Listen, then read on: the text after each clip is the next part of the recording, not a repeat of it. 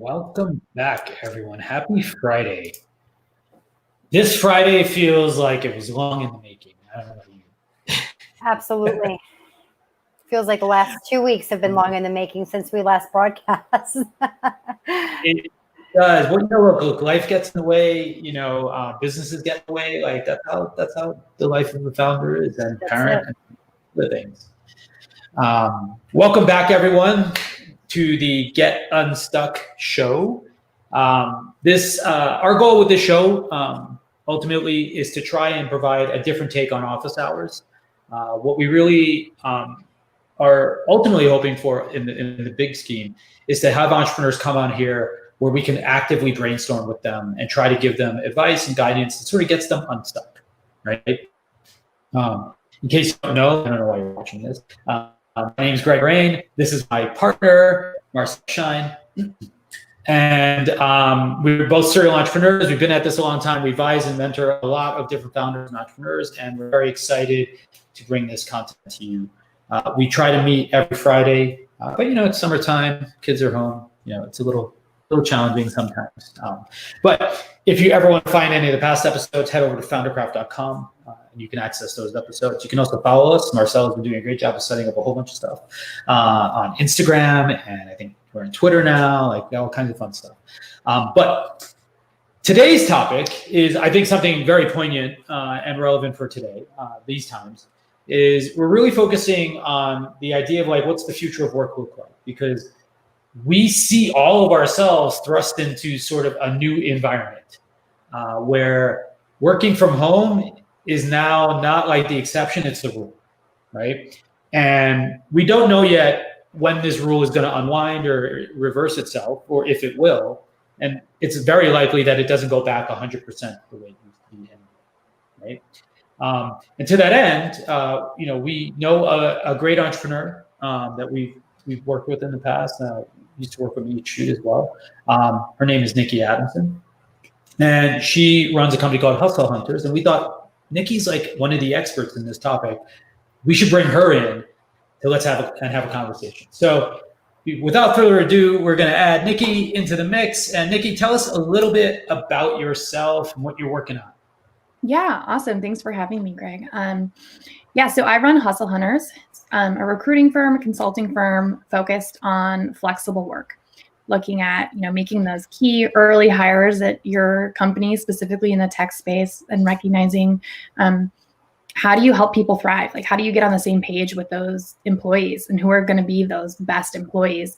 And if you're looking for folks, with 10 to 15 years of experience, I work mostly in the Bay Area, and here, that means you're talking to people in their 30s, and they either probably have kids or thinking about having kids, kind of on their radar at some point there. So if you're not, as an organization, ready to support those working parents, it's going to be hard for you to bring those folks into the funnel. So I do a lot of education with founders and hiring managers around like, what is flexibility? What are some blind spots there that you might not have noticed? I personally had a lot of blind spots. I did not have a clue what it was like to have a kid until I had a kid. Didn't have a clue what the whole breastfeeding game was like until I went through it myself. And learned along the way, of course, and, listen to other parents, which is like helping educate folks in that space of what that looks like, and helping parents see what is important to them. What does flexibility mean to them? Because it can mean a different thing to every person. And I find that if there's not strict, specific definition for each phase of your life, because obviously things change, when your kid is 2 or almost 3, like mine is different than Greg Solomon's age, or Marcella having 2 kids even. And as they're getting older is a different life all around. So recognizing, I can't even fathom that world right now, to be honest. And then of course, working parents have kind of been in the background. And I think through this crisis, we're recognizing working parents are everywhere, kind of come out of the shadows, and we're seeing them in the backs of Zoom calls. And we're seeing it in, the giant bags under the eyes of every parent as they join their Zoom calls, recognizing this reality is kind of everywhere. And we're seeing companies really be standing in and recognizing, what does that look like for us? How do we support our employees? And what does that look like? And so can I, for level setting for everybody, can you kind of define what flexible work means, and like what's it mean to an employer, what's it mean to an employee, you know, and sort of like what does it mean, I think ultimately, like as organizations are changing or evolving? Yeah, I think the biggest, like the highest level version here is like trust and autonomy, to focus on outputs instead of hours in a chair. That's kind of like the basic level that I see across things. And that can manifest in many different ways. That can be flexible hours, so start times and end times. For me, it was a game changer when I started work at 9:30 instead of 9 because my daycare drop-off was 9. And I didn't have to have another family help me do that and worry if they're sick. Like it just streamlined my life. And as my boss at the time put it, oh, you mean you could come to work ready to work and not have already solved like 25 logistical problems before coming to work? Like, yeah, you should probably do that. Then once we were aligned, it was kind of a no-brainer there. It could be days from home, working from home. Core hours is a strong thing that I see, saying like we work, you know, online from 10 to 2. And the rest of your hours, you know, you're kind of on your own to do that. But just like a shift towards like output instead of, you know, when you think about it, I asked my husband the other day about someone as an employee and she's like, oh yeah, they work really hard. They're at work all the time. They're always working late. And I was thinking like, oh, that's an interesting metric on who works hard. Like I actually want the person working for me that is really strategic and figures out how to get their work done efficiently. This is one of the classic problems in startups, right, Marcella? Like it is. And well, it's just such an interesting time because God, this conversation changed so much. And Nick, I can't even imagine the shift you've had to make in your business. So it's interesting you say that about startups, Gregarious, because the reason I stayed in startups over the last 10 years was because I had kids, right? So when I was exiting my first startup, I had just had a baby. And funny enough, the reason I then left the company that acquired us was because they wanted me to fundraise and I had just had a baby. And I'm like, I cannot put myself on a roadshow right now. I was breastfeeding, the whole kit and caboodle. And so I wanted to move into another startup that would give me some flexibility, but didn't require me to travel. That became my new rule, no traveling. Then I've just rewind back to October when I left when I closed down the company that where I ended up at Foundercraft again. I wanted to work. You know, I was like, Greg, I'm done. I'm done. No more new companies for me. I'm getting a job. And as I was planning for that and thinking about it, I already started consulting just to kind of make ends meet.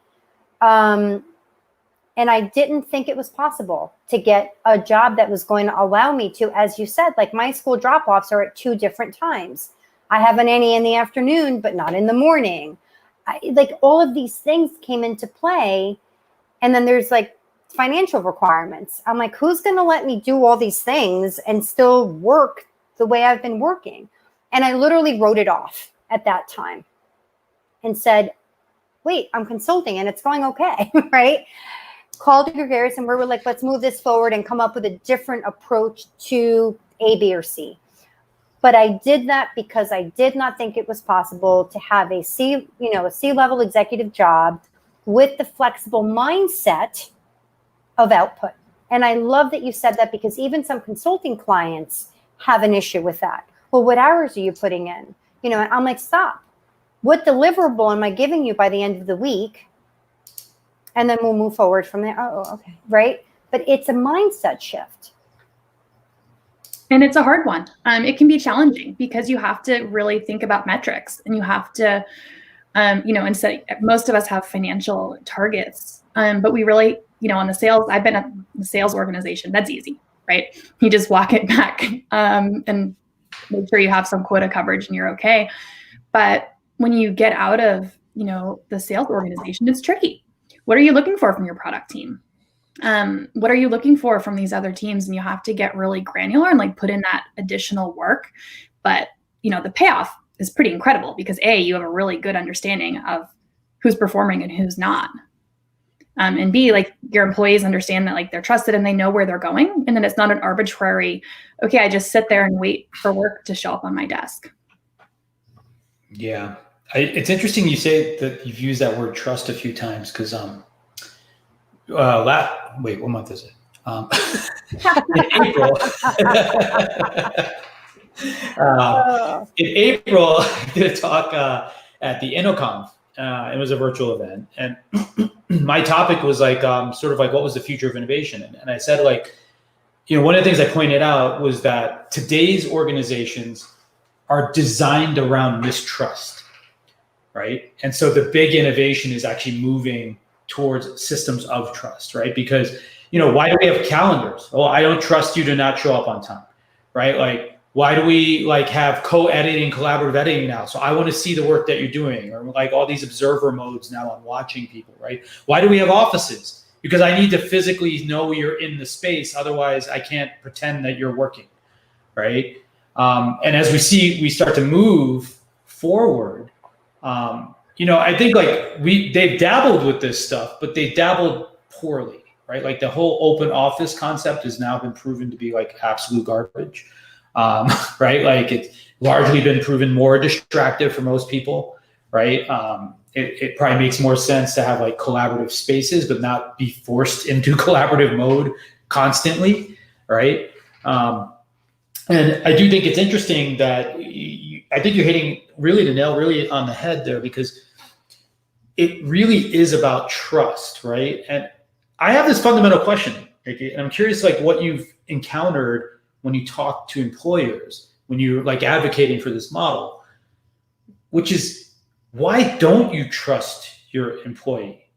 Right? Like, it feels like the fundamental question to ask is like, why don't you trust them to work from home? Right? Like what kind of answers do you get, or like, how do people justify the mindset they currently have?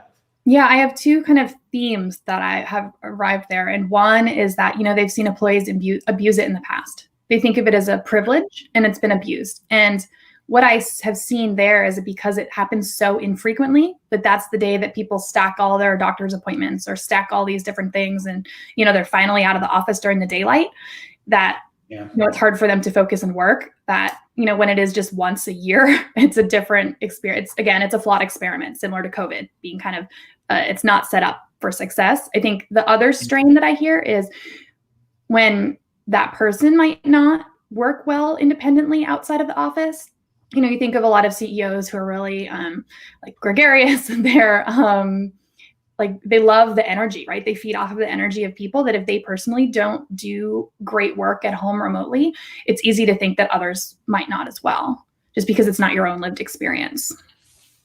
That's interesting, because one of those seems like bullshit and the other one seems reasonable, I guess, right? But so clearly, this, I feel like this is like the vote by mail fraud, like it's all the crap, right? Like where, like if something's not perfect, then we throw the whole thing out, right? Well, that's not how anything was ever made, right? Like, so that's like kind of a silly notion. I get that one. I totally like think that, that's bullshit. But the other one I think is interesting, right? And Marcel, I'm kind of curious if you could help unpack some of this a little bit too, because the idea here is that we structurally, and the reason I want Marcel to talk about this is because she came from like a background inside of that one environment, and then definitely owned being not in that environment, right? And arguably, it was that other environment that like led to it, right? Like, because she's like very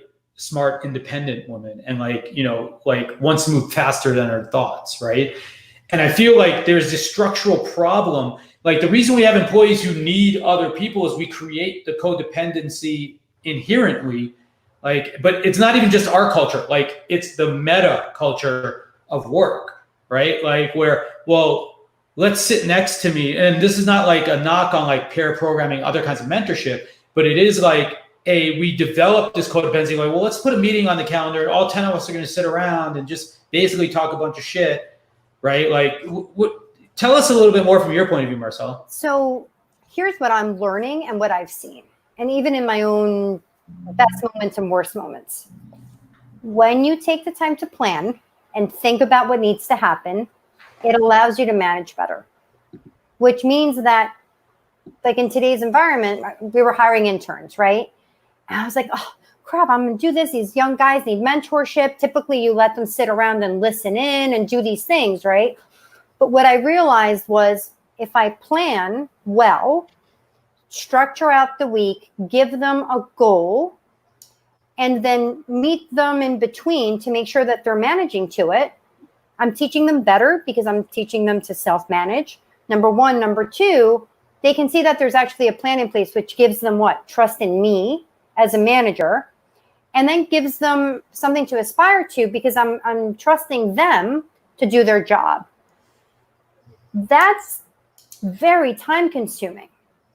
So at a C level, I'm so busy and I'm this important person and I've got all these things going on, and that's all absolutely accurate. But the challenge is in the planning and then the actual writing it out and executing of that plan, that strategy. So I think that's where people are really challenged, but you don't see that as much when you're in person because you can do it off the cuff, like, oh, let's do this, and that, and then kind of move it along during the week. Where that changes is in this environment. And I think that's what I've learned most over the last couple of weeks. In corporate, what happens is there's this big vision at the top, and all of these layers in between start to miscommunicate. And so that miscommunication falls to the employees and the people that report to them.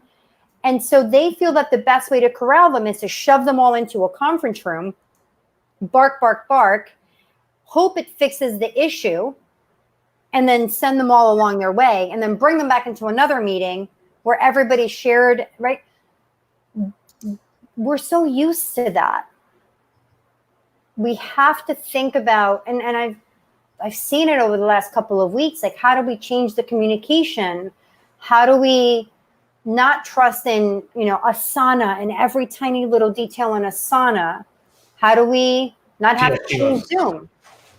I love Asana, but what I'm saying is, like, people try to overuse different tools to make up for inefficiencies in other places, right? I think they use the tools as a substitute for the skills, right? Yeah. Like, so we don't develop people to be good communicators, right? Like, instead we coddle their poor communication. We're like, well, that person's not very good at writing, so we'll just have them draw on the whiteboard instead, right?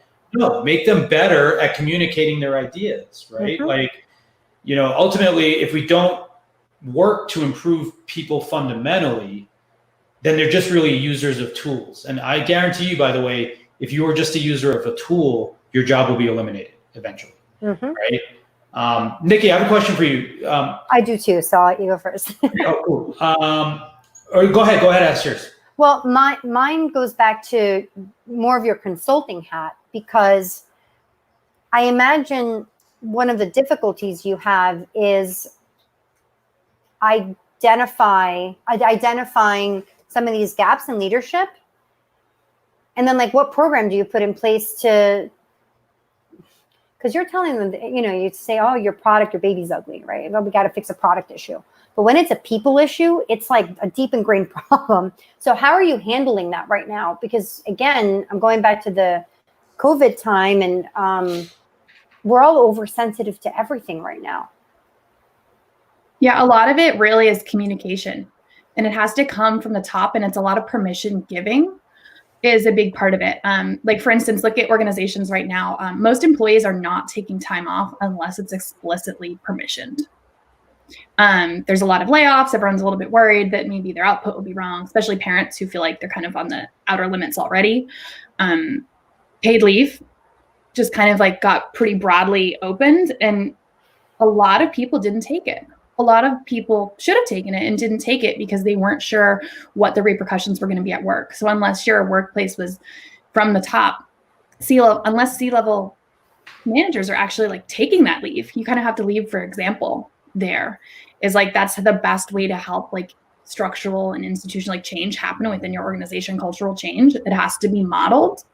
And then, not everyone's in a place where they need to take it, but giving that permission and then just opening that communication of like, what do you need now? And that's what I find that, you can easily have like candidates or employees and employers like can easily be at odds over topics of flexibility. And that's what we've seen for the last few decades, especially like looking with the working parents lens, is there's a lot of headbutting and a lot of frustration And what I've learned through this work is that there's the opportunity, if everyone gets on the same page, like if I'm not telling my employer how I do my best work, then I'm shortchanging them. If my employer is not asking me, like they're not getting set up to be in the right place. So I just do a lot of like bringing together on like that initial level of like, how do we all tick? How do we all thrive? What gets us to the place where we're doing our best work together? And like, what support do we need? And it's really a lot of like open communication and asking questions of like, what do you need this week? What hours work for you? What's your partner schedule look like? How can we support you in these things? What deliverables maybe should we reprioritize? But it takes a lot of work. I think Airbnb has done a really good job as one example, because they like really doubled down on communication training for their managers. And I was listening to some folks there talk, and they were saying like they're seeing it now because they've been trained in how to help their employees have a real actual conversation with their managers. Do you have resources that you can share around communication training or specific programs that you've seen that work? Yeah, I can try to find some and kind of that would be great. Follow up with some of You that. can also hire Nikki to help you. Besides that one. And then on working parents, like resources, there's a lot of companies standing in that do that work. So there's a really strong, the industry is kind of called FamTech, is companies that are really standing in for working parents. There's benefits like Clio. I worked at Milk Stork, which is a breast milk shipping company, which would have made yours and my life a little easier had we decided to travel after having newborns, shipping our own milk back to our babies. Mama Work is another company in that space, Ovia. There's a pretty strong— I didn't even know that stuff existed. That's amazing. And that's where, you know, a team that has small resources in that space would be able to, you know, on a per usage basis, use one of those solutions and know that that employee is covered. They have they have experts in all those spaces that are available to them. I have a question, but Richard also had a comment. I want to get to both.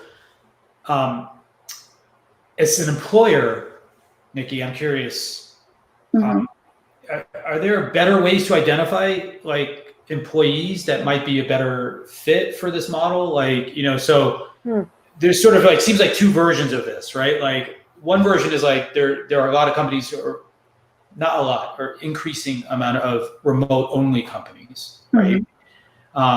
In which case, what are they looking for to find, like, how do they know someone's gonna be a good remote employee? Like they may have like those first set of skills, the technical skills, or the business skills, but then there's this other set of skills. And then there's the other ones who are like, someone's like asking to be remote, right? Do you have any tips or pointers on like how do you evaluate someone's like remote readiness kind of? Yeah, some of it is trial, like doing a pilot, I think tends to be pretty successful when folks test it out. I also think that there's a strong case to be made for the mix. So kind of addressing that question actually that came out, that, you know, it's not as much fun sometimes when you work from home, that there's a huge potential to have a little bit of a mix here. You know, companies moving to a Tuesday and Thursday work from home is a good way to kind of help people and not analyze it, because none of us knew how ready we were until, you know, we were in this situation. But one is definitely like making sure they have the setup, having the equipment, have the monitors, have a space that they're, you know, able to have uninterrupted work time. Another is make sure that both, you know, the manager and the employee feel really concrete about how they work together and how they communicate. And I've done some work with a company called the Prowess Project, and they help companies hire sometimes part-time but contract employees, and they do a lot of work on like soft skill analysis for both the manager and the employee to make sure that those things line up, which they found to be incredibly successful. I want to get to Richard's comment a little bit further, but I just want to double click on something you said there. My worry is that more companies will then use this as a way to not make you an employee, like you mentioned, right? Like well, why don't I just pay you for the time you work instead of having to offer you all these other things? Are you seeing that like rationale kind of coming up with it, or like what's happening in that regard? I'm mostly seeing an excitement from recruiting teams and hiring teams that they can go beyond their immediate locality. That's the first thing I see when people talk about being more remote forward. And I think the thing that you miss out on when you look at the contract, there's a time and a place. I think that a lot of contract work makes a lot of sense.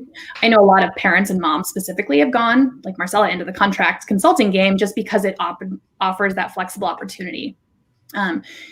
You miss out on a little bit of ownership and buy-in because you maybe have other contracts or other projects that you're working on instead of having people kind of like be bought in and part of that team and that mission, where, you know, you can get that with employees. And whether that's a fractional employee, 60 or 80% employees. I worked a 60% job and it was phenomenal. I loved going to work my 3 days a week because I was stoked to see the people there in a way that I'd never been stoked to, do my commute every single day.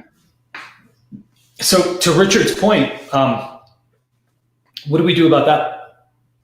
For me, personally, like that balance of having days where everyone works from home and everyone is in the office is a really good balance there, because it lets you kind of do your drop off, do your logistics, do some of those things, and know that when you're in the office, it's okay to have that collaborative time.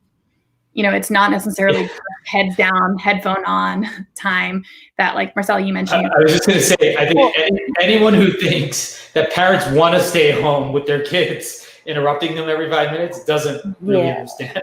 Oh my God. But we're going to be forced that way, honestly, because of COVID. I'm hearing a lot of folks have given up parts of their leases.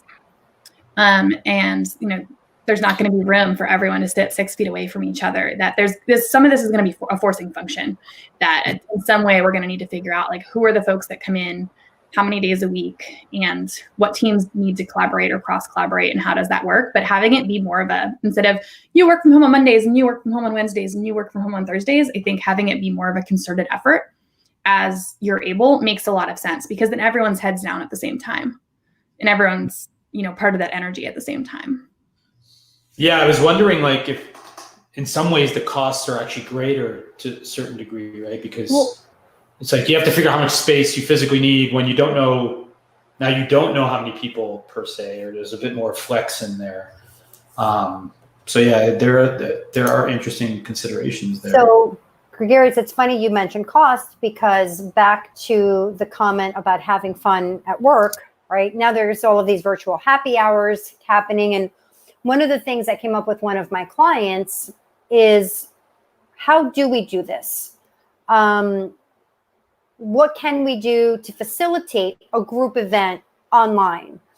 And I'm curious, I've seen a lot of different companies pivot into like boxes and shipping things. And have you talked about those programs in this current scenario? Are there any recommendations that you can make? Because like alcohol is expensive, I get it.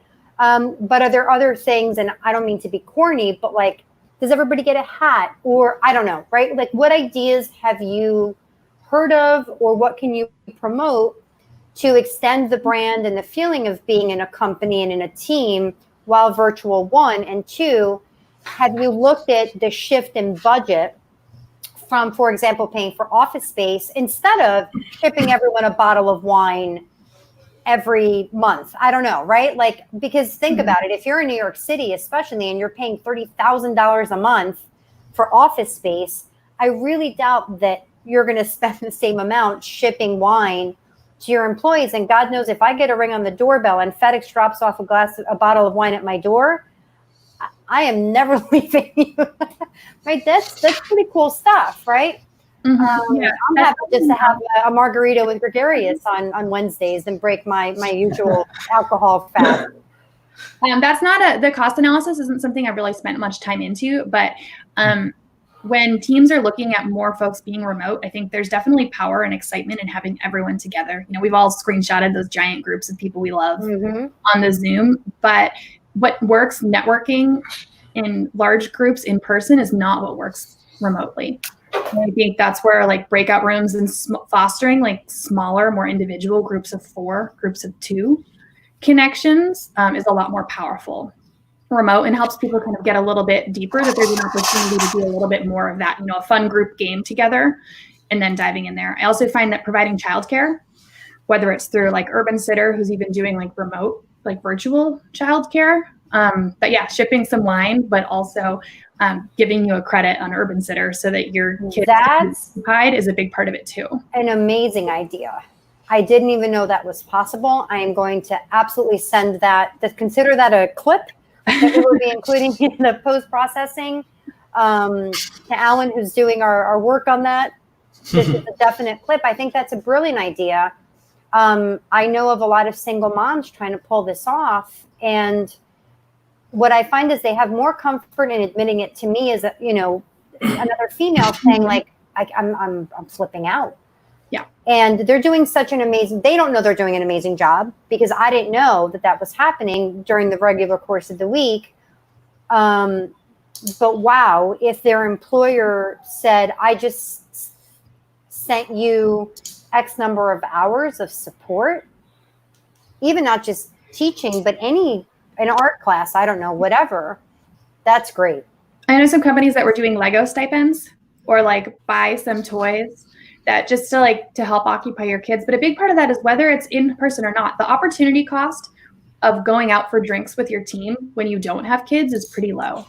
The opportunity cost of going out for drinks with your kid when you have kids with your team is pretty high. Whether it's a babysitter or you're relying on your partner to do that care, single parents, normally a babysitter or a family member.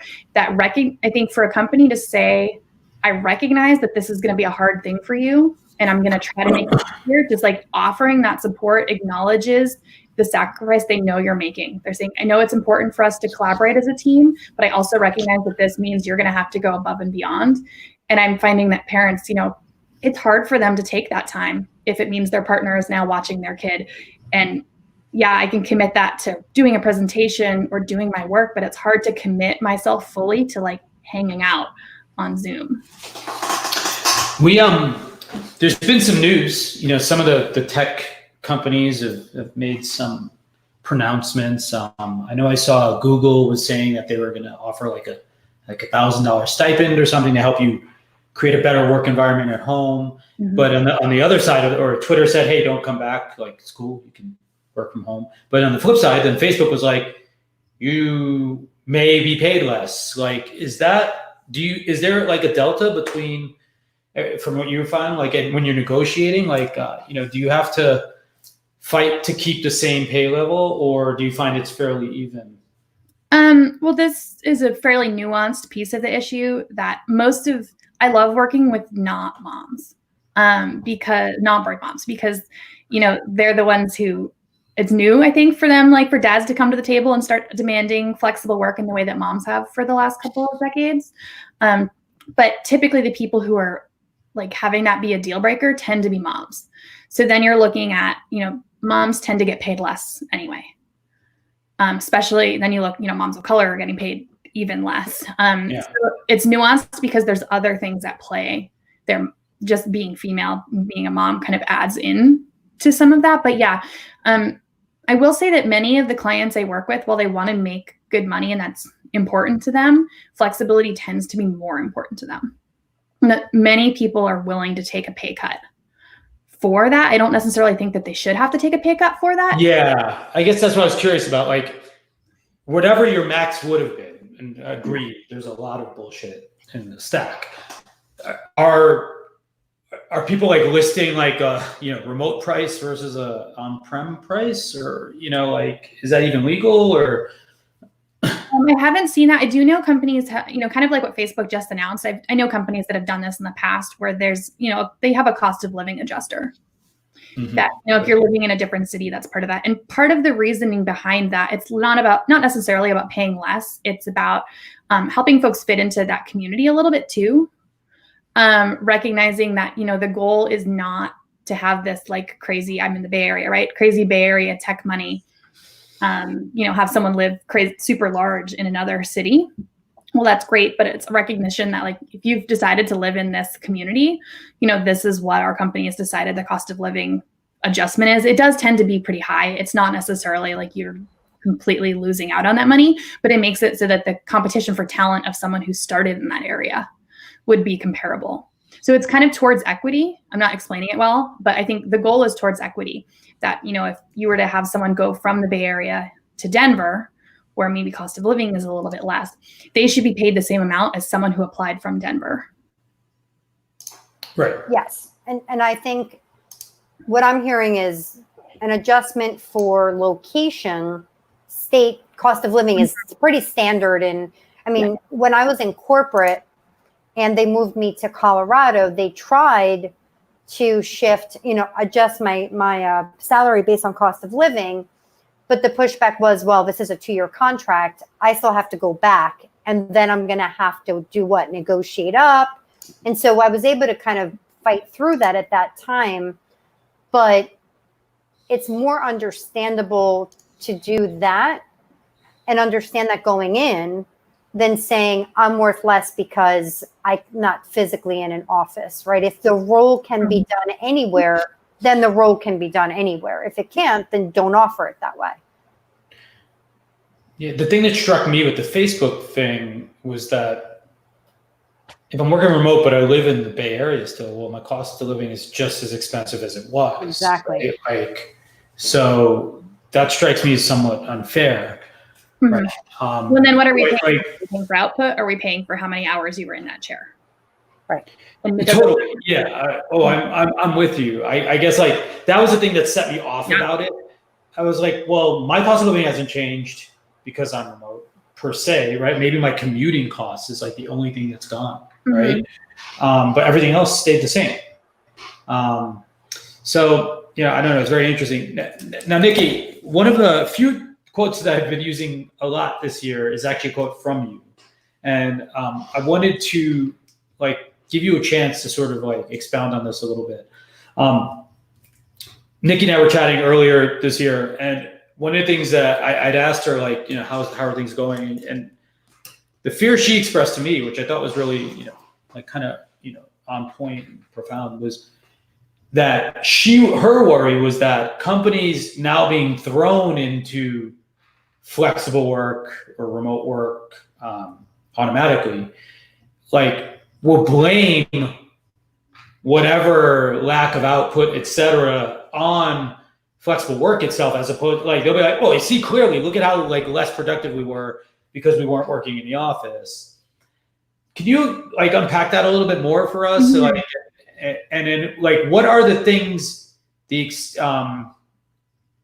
other factors maybe that they should separate out, as they start to look at this, and evaluate this now?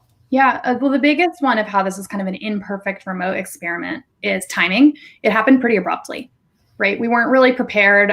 Many in the tech industry, we've kind of been in a place where it's easy to work remote, but it all happened quickly. A lot of people didn't have time to even bring their monitor home from their office. Many people don't, in the Bay Area, most people don't have a home office. So they're working out of rooms and they have housemates. And, so that brings us to level 2, which is the other people in your home. Your children, your pets are there. Maybe you're carrying for someone else, and your roommates, that now we're all taking calls at home. And working at home in that confined area for a long period of time is another kind of imperfect side of it. And then I mentioned kids, but that's the big part of it, right? Is for our kids not to be in school and not to have any alternative, and for all of our support systems not to be there, makes it really challenging. You can't have your parents or family or friends watch your kids to help you get that done. It's kind of all tricky. And then the last piece is mental health. This is a global pandemic. Our loved ones are dying. Right? Everyone's at risk. This is unprecedented. And now when you hit it now kind of with a kind of an awakening of the oppression towards the Black community as well, recognize oh, there's a lot going on here for us to not have those in-person connections. And while many folks, how they thrive best having a few days remote, many people thrive best having a lot of days in the office. So that's where it's more about aligning and less about demanding things. That we're kind of, those people that work great in that environment are getting that opportunity. So because it was kind of unilaterally determined, I think it's just not a perfect experiment. I've heard from some CEOs saying we're going to go back to being fully in the office after this. And I've heard from more CEOs saying, oh, I shouldn't have been so resistant to remote work. That's my bad. Nothing changed. How would you bucket those? What percentages are you seeing? I'm hearing a lot more saying, oh, remote work is way better than I thought. I've heard that from specifically 2 CEOs who are kind of more traditional in their work. And it was kind of an awakening for them of realizing like, oh, our productivity actually went up. Yeah. Shouldn't have been so resistant. I talk to hiring managers through a lot of the work I do on the recruiting side who say like, no remote is allowed. Like someone who asks about remote will not be considered for this position. Even a few days, even 1 day a week remote is not available here. And kind of my pushback to them is saying, do you recognize that you're cutting your funnel down? Sure. Pretty significantly. And then when you look at diversity, the type of people who are going to make that question, all tend to be the same. So you're saying like this whole bucket of people are people that I don't necessarily want in my funnel. So there's a lot of medium ground, I think, between that. Another challenge of remote work is you can be always on if you don't have good boundaries. Yeah, for sure. So it's like there's a lot of nuance here. Yeah. But yeah. Nikki, I would say go ahead, Marcel. Sorry, guys. It just goes back to communication. Like so Richard's saying company culture affects hiring remote work. Yeah. And it's a culture of communication, right? Like if it was funny the other day, I was getting frustrated because my Slack was going berserk at like some random time. I used to be a night owl. Now I'm not. Now I go to bed by like 10 o'clock because I am beat to a pulp by then. But I'm up at like 5:30. And so that gives me time before the kids get up. I get a solid 3 hours of work in without having to wash dishes and take care of them, homeschool, etc. Fine. Slack was going. It was late at night. I didn't respond. I kept seeing my name. And there was this guilt. This intrinsic, the old Marcella would have been online and would have just, washed her face and started again. But I didn't say that to anybody. So I talked to my husband about it. And he was like, well, why do you assume that they want you to respond? Maybe these people are night owls and they know that you're going to respond at 5:30 in the morning, but I won't ping people at 5:30 in the morning. Like I draw that line. I wait till 8:30 and then I start letting that bell ring because I don't want them to feel like they need to respond to me at 5:30 in the morning. But maybe it's okay. You need to have those discussions with your coworkers, or learn to turn off your notifications, like communication, training, what does it mean to have Slack? All of those things these are tiny nuances, but to me, that's the communication that's different that we have to talk about and change so that there's a comfort for, as you've said, what work means to me. Yeah, so I actually just read a great article on this. My friend AJ, he's the CEO of Everlaw, and he wrote about how, they don't make decisions over Slack because it's very disruptive to know you have to be at the table and that, if you're getting pinged and you don't answer, is there going to be a blind spot in the decision that's made because your experience and opinion didn't come in there and your knowledge. So they make decisions over email or in a meeting, which, lets Slack be a very different thing, but it takes I would imagine my husband and I have discussed like what that would look like to implement, and it would be a lot of work. But at the same time, probably worthwhile. But the idea of, making sure it's really defined of like, what is each tool used for? Oh, absolutely. I can't, like you said that, a decision over Slack, and my mind almost blew out because I would never ask, certainly not for a group decision, a one-on-one chat, maybe a quick decision, but certainly not a planned decision. And again, to me, this goes back to planning.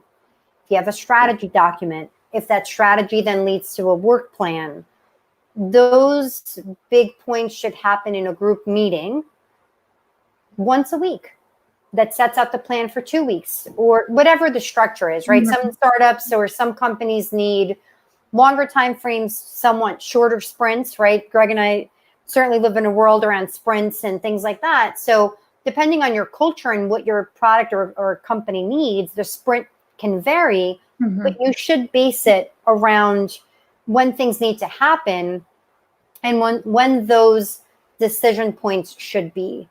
But the thought of having big decisions made on Slack, even in this environment, just blows my mind. So I agree. It's interesting because like you were saying, you feel like you should respond, right?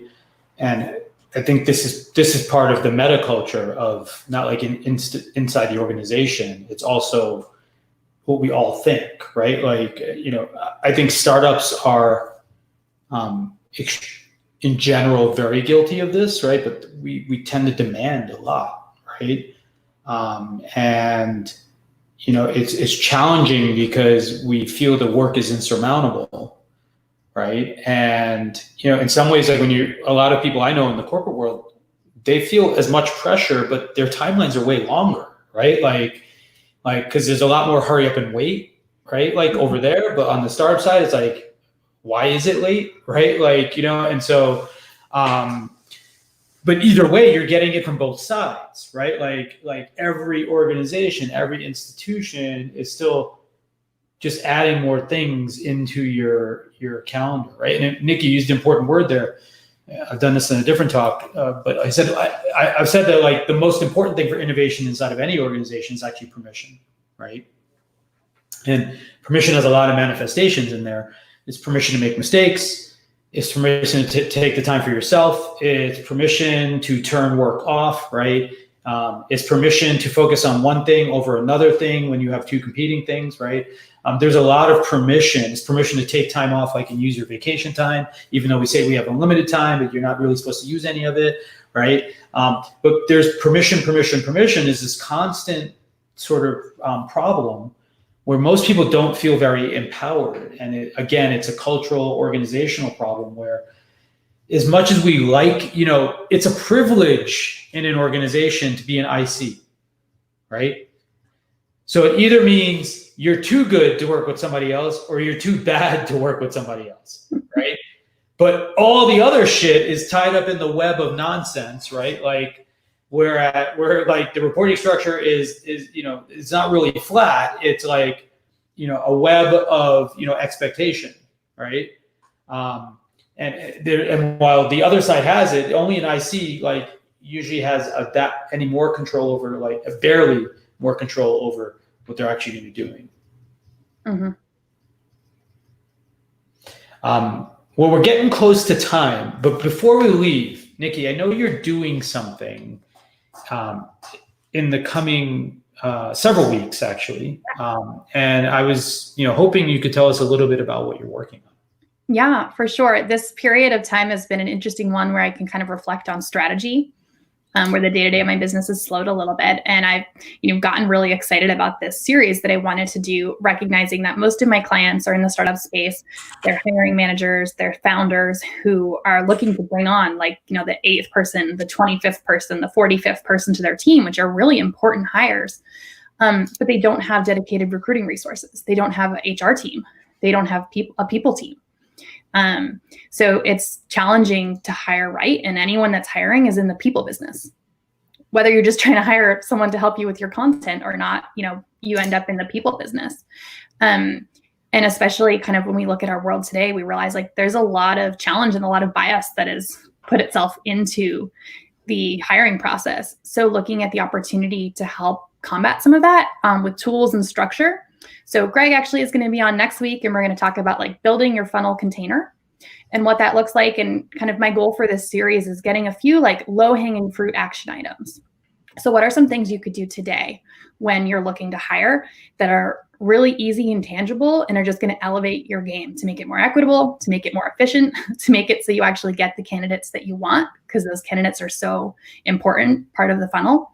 And then we're going to kind of also plant some longer term seeds of what should we be thinking about because this is, there's no silver bullet here to make the right hire at the right time equitably, but kind of building out what that experience looks like and things to be thinking of that we might not be thinking of, because it happens all too often that we see startups, 30 hires later and everyone looks the same and has the same perspective. And then when you make that next product launch, you might have missed something. I'm really glad you raised that issue, because I didn't want to let today's session close without certainly asking you if you were going to do something specifically around that, teaching employers and hiring managers about hiring for a more diverse team. And a lot of my solopreneur colleagues have pinged me as a Latina and said, I need help having this conversation. Can you help me bridge this gap? Hey, we're a community of, leading women. And I looked around and I realized that you're one of the few Latinas in my organization, right? I don't want it that way. What can I do? How do I have this conversation? So if you're going to be covering that in that series, I definitely have a lot of people that would be very grateful in hearing about that in particular. And I'm glad that we can have these conversations. So awesome. Yeah, the more that you can share, the better. And I've learned DEI, I had kind of come at it with a caregiving lens. And that's why I'm bringing on a lot of people who I really love and respect, who have, come from a more educated and lived experience space there around the rest of it. But this is something I want to, spend a little more time getting into. And I just recognize like these resources are available at larger companies and not necessarily at smaller companies. But, the damage can be done pretty early. And it's really hard to overcome that if you're not thinking about it. Some of the DEI experts I've talked to mention that the best strategy here is weaving it through. Just having DEI be a part of your everyday life, as opposed to just having it be something you talk about this one time. So that's kind of like, that'll be woven throughout this entire series is the goal. So yeah, it's tinyurl.com/hiring-series. Love to see you all there. Yeah, absolutely. We definitely recommend it. I will be on Monday and Tuesdays. What is it? Whatever Tuesday? day of the week it is. Whatever month. Is it tomorrow Monday again? It's the next day. Yeah, it's whatever the next day is. But I think it's such an important topic. I'm really, happy, proud to see you doing this because, sadly, you are at the edge of something that's happening. And as we all know, too often when we're at the edge, education is the only thing that actually makes it viable, right? Like we are forced to teach people everything in the process. Well, Nikki, this has been an excellent conversation. We really appreciate all your insights, your practical advice as well. We look forward to you coming back. If you're an entrepreneur out there watching this now, watching it later, one of the problems you're having is hiring, just let us know. We'll get Nikki back in and we can spend an hour brainstorming with you and getting you unstuck in this process as well. Any closing thoughts? No, this is wonderful. Thank you. I appreciate everyone kind of making the time today to think about what flexibility could mean in the workplace and, how we empower each other as people, as employees, as managers, and kind of the whole chain. Because the idea is we want to do big work together, but we all need to kind of speak up and show like how we do that big work together, how we do that best.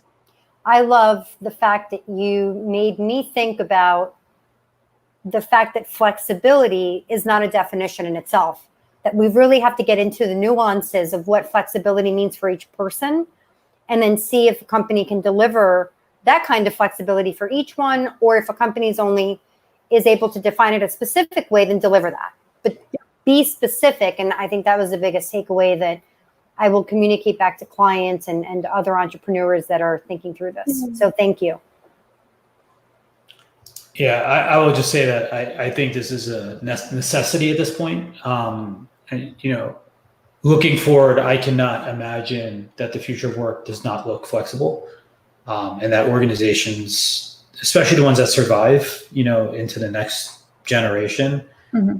if you don't embrace these methods, right, and sort of like embrace your employees in this way, I don't really see how this is a survivable tactic in the long term. So to that end, thank you everybody for joining us once again. This has been Get Unstuck. As you know, we try to help you solve some kind of problem in a meaningful way in an hour. We really are grateful to have Nikki here once more from Hustle Hunters, by the way, hustlehunters.com, if you want to check out more about Nikki. Again, her hiring series is coming up, starts next week, tinyurl.com/hiring series. Marcel and I will be back. We may be back on Wednesday. We'll see. Thomas and I did a show on Wednesday. It was a pretty heavy one. But we may do one more on Wednesday. We do a midweek decompression kind of thing, just to give people a chance to talk out their mental health concerns or sort of get things off of their hats. But also, of course, we're working towards our next episode of Get Unstuck. If you would like to be on this show, you can do so by going over to this URL. Just head over there and apply. Let us know the problem you have. Of course, if you want to reach us, I'm Gregarious at Foundercraft, Marcella at Foundercraft, probably Nikki, I'm pretty sure it's Nikki at Hustle Hunters. So you can email us all directly as well. If you'd like to be on the show, though, we'd love to have you. Just come armed with an open mind and a problem that we can help you with. We look forward to seeing you next week, and goodbye, everyone. Have a good one. Have a great weekend, guys.